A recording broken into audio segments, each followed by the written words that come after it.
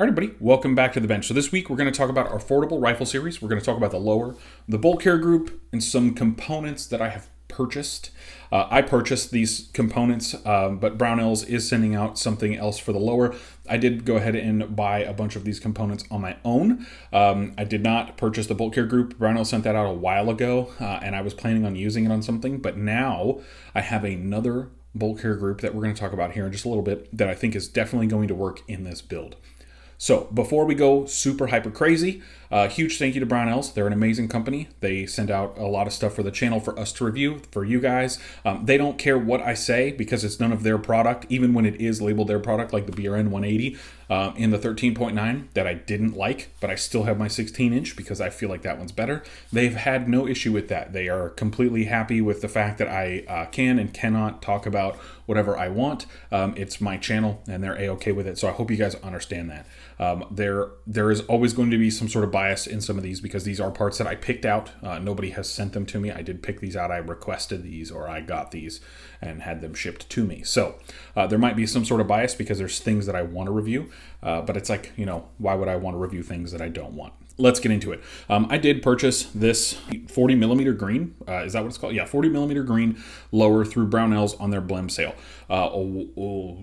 A year ago, maybe 2 years ago. It was pretty much during the height of the fun times that we had where we weren't allowed to leave our houses. So I purchased this through Brownells. Now I purchased this. That's one of the things that I wanted to do is I wanted to get one of these. I wanted to see how it was. It has quite a few blems on it. There are so many. I will have some B-roll popped in here. There are a ton of blems on this thing. It is probably one of my favorite lowers. I love the 40 millimeter green. I am so butthurt that that Geissele got rid of 40 millimeter green. I know why. And it's completely understandable, but most of these parts in here are like their blem parts. So there's a couple things you also are going to want to note. I did run a lot of forward controls design stuff in here. I just had some extra forward control design stuff laying around. And plus these are my preferred. In the affordable rifle series, I'm going to go ahead and tell you guys, these probably aren't that affordable. They're very expensive, and I don't think they're necessarily what you need. These are what I like, and I like to keep all my guns the same. So I will spend a little bit more money to make sure that my guns are the same. I don't like the Radian stuff, and I don't like a lot of other stuff. There's only one other company that's relatively affordable that I do like, and it's Battle Arms Development when it comes to their safeties and their safeties alone. A lot of their other stuff I don't like. I have a Geissele SSA trigger in here. I completely understand you're going to be like, hey man, that is absolutely ridiculous. I'm about to show you a couple different alternatives when it comes to that. So let's check out some safety alternatives and some trigger alternatives, and we'll go from there. All right, so here's a couple of safeties that I think that you're going to want to look into. These Battle Arm Development cast ones.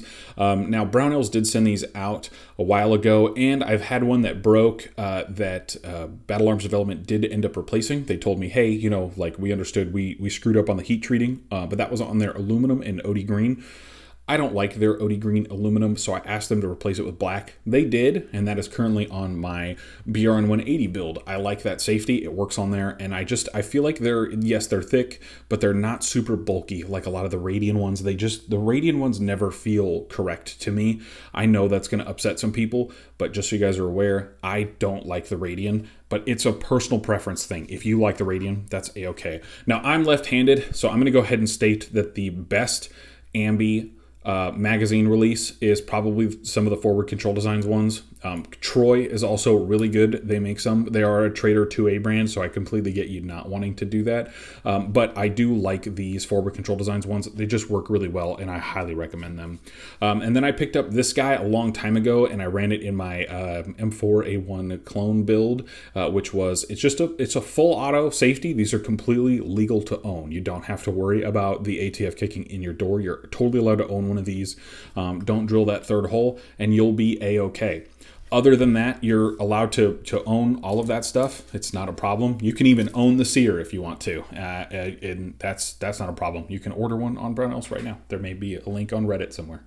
So when it comes to triggers, if you want affordable but good, very crispy, clean break, a little bit heavier than normal. These are the ALG ACT trigger, so Advanced Combat Trigger. It's a good trigger. I can tell you from experience, I really, really like them. They work really well. The surfaces are very, very well put together. They have a good fit and finish to them. They always work when you need them, but they're not super crispy. Like when you go to pull the trigger, it's got a lot more weight than you're used to. I personally prefer the SSAE and the SSA, or the SD3G, or the single stage precision. All of those are my preferred triggers. I don't mind spending any amount of money on those triggers when I have it to spend, but there are some times where it's just, hey, you can't afford that. I will say, if you want to build like a more top of the line gun and you don't want to spend a bunch of money, there are some triggers that you can get from Brownells. They are Brownells exclusive triggers, but they do work like this, and they're consistently about $120. So if you're going to spend the money on one of these and you're like, hey, I could spend just a little bit more, you can pick up one of those. I will have a picture of that showing right now on that trigger that you can pick up. They're really good triggers. The only difference is they use retaining clips instead of how they use the hammer to retain the pin. So that's really the only thing that's different. I personally don't love those triggers nearly as much, but I do have one on my LMT/DMR/URGI build, and that one is really, really nice. And I will tell you right now, it is pretty much a discount one. It's a little, like a smidge harsher on the trigger, but not very much so. So I highly recommend those Brownells ones, or if you just want to go with the G-Man ones, and you can pick them up relatively cheap. They do go on sale a lot of different places. Brownells has had a couple of flash sales on these SSA triggers. They went from being, I think, like $245 all the way down to $159, $149 for a trigger during one of their previous sales, and then they had another sale right after that where they were $159. So they're not insanely expensive. Yes, they are expensive, but they're not like $245. So there are a good amount of these triggers out there floating around. They're really good. I still think they are overpriced. But I will tell you, they are what I'm going to consider leaps and bounds better than LaRue, better than one of these. They're just really good at what they are, and that's what I like. All right, now as I've said, there is money that you can save, especially if you're not left-handed. If you're not left-handed, I'm going to tell you right now, go head on over to your favorite spot, your favorite Primary Arms, Brownells, wherever you want to go. The CMMG lower parts kits are some of the best ones I have ever used. I put these in so many of my lowers. Their takedown and pivot pins, I have never had a problem with. These things come out super good. They're a little stiff when you first get them, but I mean after just a little while, you break them in, they're very easy to take in and out. They're not very difficult. That's what I like. They have a tendency to work with every single upper receiver that I've ever run them in. Their magazine catch is very good, even though I'm running a Forward Control Designs on here. Their magazine catch is very, very, very good, and I highly recommend one of those, especially with the safety. I mean, everything just works when it comes to these Forward Control Designs parts, but I have never, ever, ever had a problem with a CMMG lower parts kit. They're like $30-something that you can pick them up. It's insane. All right, so here's a couple things I'm going to leave up to you. I always get a BCM end plate. These are just really good end plates. Plus, I like the QD. You may not like the QD. You may want to go with a Magpul ASAP, or you just want to go with a standard one. The lower parts kit that you will have comes with a standard. Not in here, but it's somewhere around here. Comes with all the stuff that you're going to need to complete your lower parts. I'm just going to go ahead and tell you, I much prefer the QD end plates. That's just how I roll, and that is what it is. Now, when it comes to buffer tubes, you don't have to spend as much money as I did, but this, as you guys can tell, is a blem, just like the lower receiver. This was a blem. I was able to get the tube, I think, for like $30, and it comes with an end plate, and it came with their Geisley's Castle Nut. I didn't like the Castle Nut because I wanted it to be green, so I swapped out the end plate for a BCM, and I have a Forward Control Designs OD green one. Again, that is not what you're going to need for an ultra affordable rifle. I'm building a rifle that is pretty much using a lot of spare parts. This Forward Control Designs Castle Nut I've had sitting around, and I've just decided to use it. Now, there are a couple of options that I'm going to tell you guys for springs and buffers. Here's mine. I will show you this right now, and we'll go from there. All right, so as you guys can tell, this is an M4 carbine extra power spring. This is a Springco red spring. When people talk about a red spring, these are extra power. These are extra power. I think they say they're 30% more power than a standard carbine spring. These do work really, really well. I like them, especially on guns that are overgassed. Now, here's also a thing that you guys should look at. These PWS buffers are some of the best and most affordable buffers that I've been able to find on the market. I've picked these up through Primary Arms. I bought this one myself, I think a long time ago through Primary Arms. PWS, when you buy their lower receivers, they also come with PWS buffer tubes. So if you were to just go ahead and buy a PWS low receiver, an assembled one, not their stripped one, they come with an H2 already in them, and they're fantastic, and I really, really like those. So these PWS buffer tubes, I do recommend them. I would tell you guys a million times over to go pick one up. They are relatively inexpensive for the ones that you get, whether you need an H2 or an H3. They are, I would say, just a little bit below par from a lot of the more higher end manufacturers, and they're in the affordable range. You guys can pick up a buffer from wherever you want, but I'm just telling you, I really, really, really like these PWS buffers. Right now, so in here I have the Geissele Super 42 and H2 combo. It says H1, but I added a tungsten weight in there. These Super 42 springs are great. They are about triple the price, especially if you're going to get an H2 of this combo right here. So this is going to cost you north of $100 if you don't get them on sale, and then if you get them on sale, it's going to cost you right about $100. But if you were to go ahead and pick up one of these red spring and a PWS buffer or any other buffer, you can get away right around $40 to $50, especially if you're getting an H2 or an H1. Now, on the upper receiver, we are running a carbine length gas tube. It's very, very violent, very, very gassy when it comes to this. So I'm probably going to step up to an H3. I'm going to try out the H3 on the Super 42, and then I'm going to go buy an H3 PWS buffer, and I'm going to pick one of those up, and I'm going to see how it's going to work with this whole combo itself, because I'm very, very interested, but at the same time, I don't know if it's going to be able to run an H3 unsuppressed. So we'll see. We'll see what happens. Running it suppressed was very, very brutal. Running it unsuppressed, I think we should have, a fun time. We're gonna pick up some stuff and do that. I do know it runs with an H2 and a standard carbine spring, and I know it runs with an H2 and the Super 42 spring. So I know it'll definitely be a little bit tamer with a red spring, and maybe an H3 we can add in there for some more mass. It might give us a little bit more punch in the shoulder, but it could tame down the gun just a little bit, and I think that's something that we should definitely look into.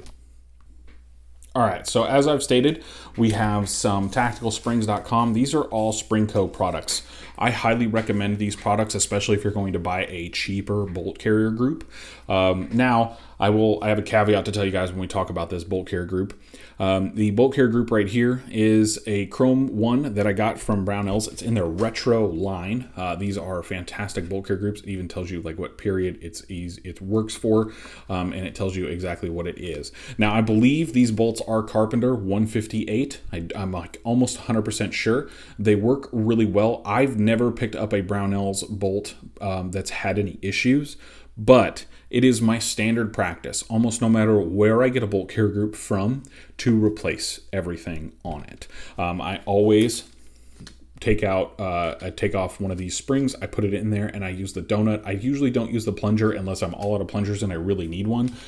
Never use them in conjunction.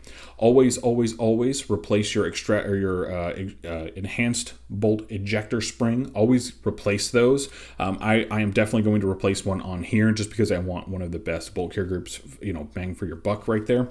And then I always replace the rings. The rings are fine on this one, and that's an easy test. You can always test to make sure that it stays up, or you can test to make sure that it doesn't collapse under its own weight. That's how you will know your rings are good. But I always just go ahead and get like one of these 9-packs of rings. I think they're like $4 or $3. You can't go wrong, and then I'll show you the tool that you can use to take apart your bolt carrier group. All right, so when you're taking apart your bolt carrier group, this is the tool that you're going to need. I will have a link to this over there on Reddit. It will also be on the podcast if you guys want to check that out. One of these tools, this is probably one of the best tools you can get to take apart your bolt carrier group. They are fantastic. I highly recommend you go ahead and pick up yourself some of these startup punches because you're going to need them.